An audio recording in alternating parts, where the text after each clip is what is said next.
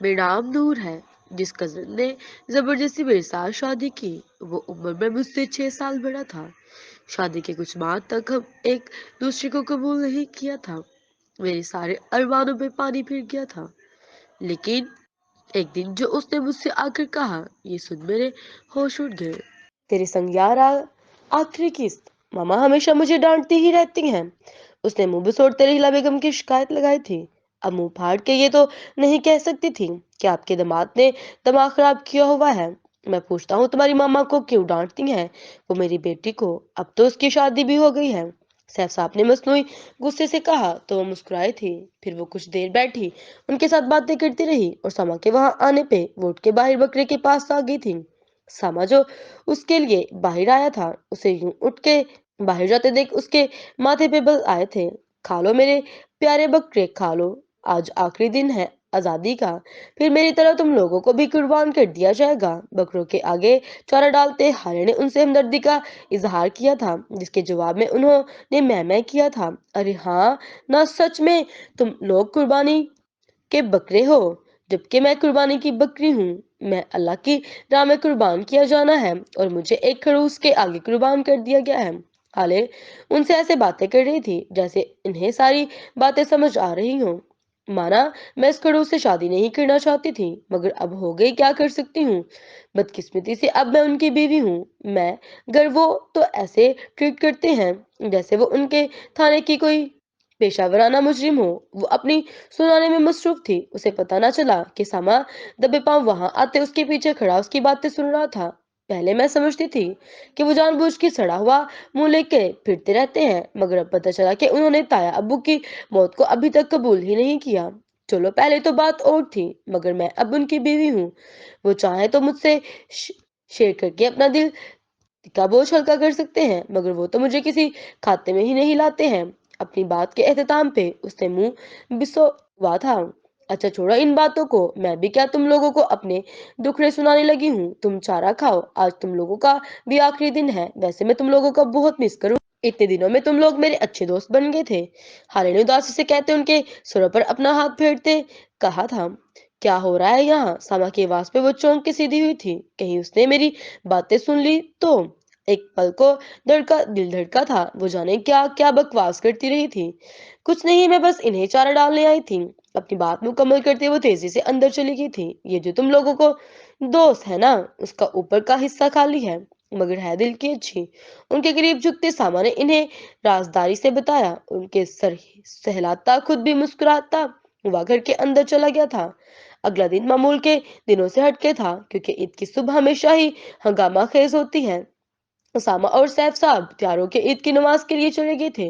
उनके जाने के बाद खवातीन भी तैयार हो गई थी और हाले तैयारों के बाग में चली गई थी। सामा के रवैये ने उसे अजीब दिल बर्दाश्त किया हुआ था। बेशक वो उस शादी के खिलाफ थी, मगर शादी के बाद हर बशर की लड़की की तरह उसने भी सामा से ढेरों उम्मीदें वाबस्ता कर ली थी। मगर अब उसका रवैया उससे दिल बर्दाश्त कर रहा था। वो अपनी चूड़ियों के साथ खेलती ये सब सोच रही थी कि अचानक किसी की संकारने पे वो अपनी जगह से उछली थी। अब मेरी आवाज इतनी भी खौफनाक नहीं कि लोग डर जाएं। उसके यूं उछलने पे सामा ने मुस्कुराते हुए कहा। उसकी इस मुस्कुराहट पे हाले ने टेढ़ी आंखों से देखी थी। नहीं, खौफनाक तो मैं हूँ जिसे देखते आपके मुंह के जाविये ही दुरुस्त नहीं रहते। उसके शिकवे पे सामा की मुस्कुराहट गहरी हुई थी। अरे यहाँ तो वो लोग बड़ी गलत फहमियों का शिकार हैं। उसके शोक लहजे ने हाले का वर्ता खैरत में डाला था। नहीं, यही सच्चाई है। अपनी हैरत पे काबू पाते हारे ने संजीदगी से कहा और घर के अंदरूनी हिस्से की तरफ जाना चाहा था। अभी तो मैंने ईद मुबारक भी नहीं कहा और तुम जा रही हो। उसका बाजू पकड़ के उसे रोकते सामा शिकवा कुन लहजे में कहा था। बस करें आप। आपके असली रवैये से ज्यादा आपका ये बनावटी रवैया ज्यादा तकलीफ दे रहा है। जब से शादी हुई एक दफा भी आपने मुझे सीधे मुंह से बात नहीं की और ऐसे सबका इजहार हो रहा है जैसे हम दोनों से ज्यादा लविंग कपल है ही नहीं इस रोहित जमीन पर। हाले अपना सबक खोते चीखी और उसकी बातों पे सामा भी पल भर में संजीदा हुआ था। जब डैडा की वफात हुई थी तुम इतनी छोटी भी नहीं थी। इतना तो तुम्हें याद होगा कि मैं उनसे कितना अटैच था। इवन खाना भी उनके बगैर नहीं खाता था।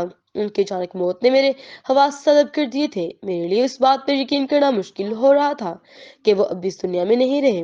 मैं उनका चेहरा कभी नहीं देख सकूंगा।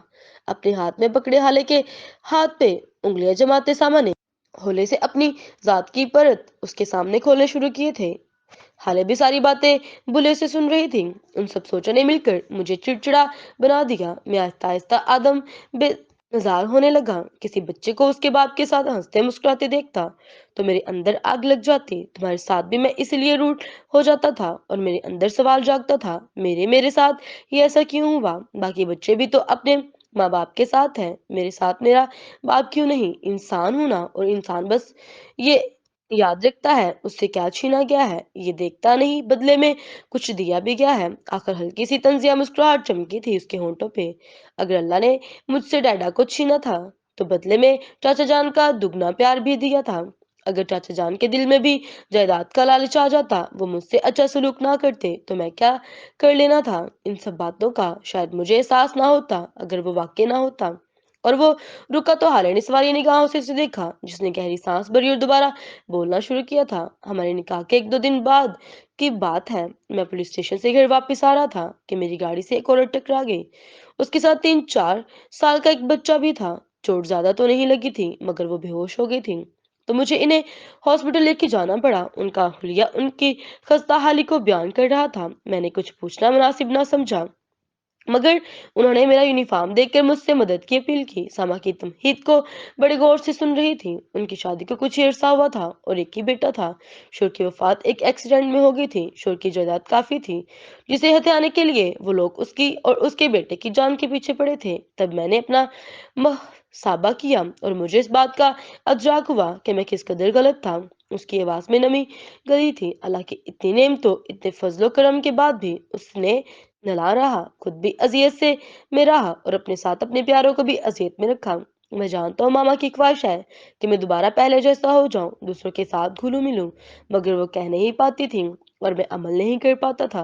मगर तुमसे निकाह के बाद तुम्हारी हरकतें मुझे मुस्कुराने पे मजबूर कर ही देती हैं। वो मुस्कुराया था। क्यों, मैं सर्कस की बंदरियां हूँ जिसकी करतब देखकर आपके दांत बाहर निकल आते हैं, और मैंने कभी आपको मुस्कुराते हुए नहीं देखा। हमेशा जले हुए कड़क ही बने रहते हैं। उसकी बात पर हारे तो तब भी उठी थी। तमीज से अब तुम ज्यादा ही फ्री नहीं हो रही? उसकी बात पर मुश्किल अपनी मुस्कुराहट को दबाते उसने अपनी असली लहजे में हाले को सर्जश की थी। देखा देखा आगे ना अपने असल रूप में, आपको बस मैं डांटने के लिए ही नजर आती हूँ। ईद वाले दिन भी वही तमीज तमीज का राग अलाप रहे हैं। अब तो मुझे इस लफ्ज प्लीज से ही नफरत हो गई है। हालांकि दांत पीस के कहने पर सामने इस दफा अपने कहके को रोकना सहा।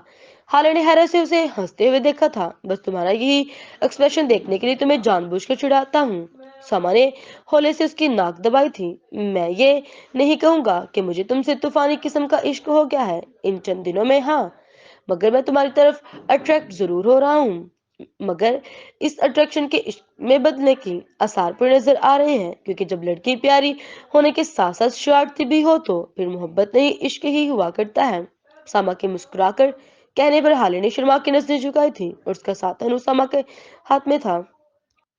खैर, तुम भी पहले मुझसे शादी करने पे राजी नहीं थी, मगर अब मेरी तवज्जो की ख्वाह हो खैरियत हो। उसकी झुकी नजरों को अपनी नजरों के खसार में लेते सामने सवाल किया था। बस आपके गुस्से और क्रूसपन की वजह से आपसे भागती थी, वरना मैं भी अंदर से मशरकी लड़की हूँ जो ना चाहते हुए भी अपने शोर से उम्मीदें वाबस्ता कर लेती है और उसकी तरफ खींची चली जाती है। उसके धीमे से कहने पर उसामा कितने ही लम्हे उससे देखता ही रहा था। चलो छोड़ो इन बातों को, आज ईद कुर्बान है।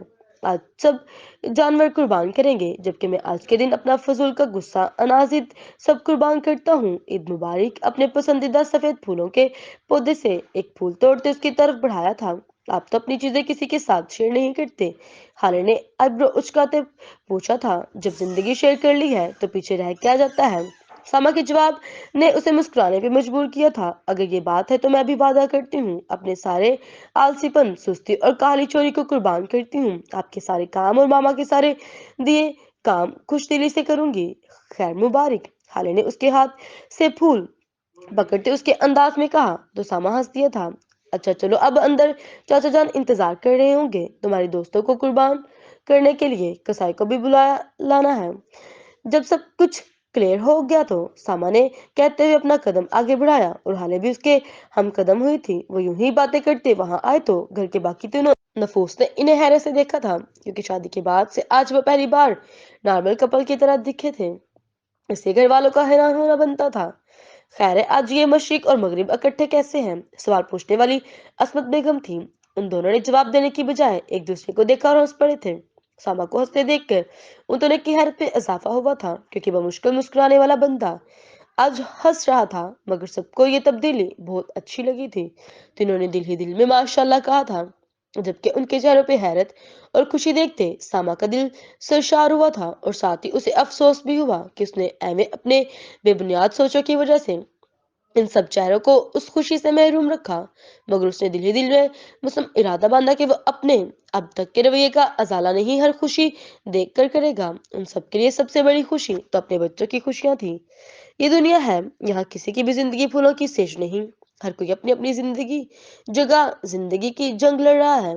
इसलिए हमें चाहिए कि अपने अपने हिस्से की जंग लड़े, ना कि हर बात का इल्जाम किस्मत पर डाल के उसे कोसते रहे।